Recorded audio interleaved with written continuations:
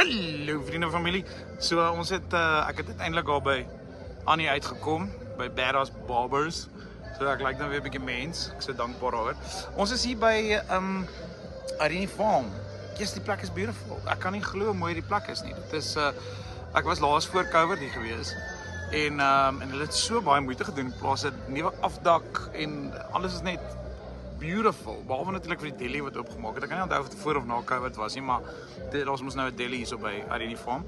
Hulle het alles vreeslik mooi gemaak.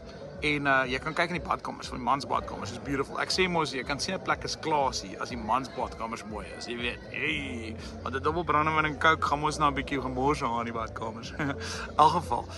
So ja, as julle lus het, kom kuier 'n bietjie by Irene Farm Village, man. Die plek is beautiful. Hier's skape, hier's koeie, hier's hoenders, as jy kan hoor. Beautiful gras, pragtige plek. Irene Farm Village. As jy weer 'n bietjie iemand wil spoil, kom kuier hier.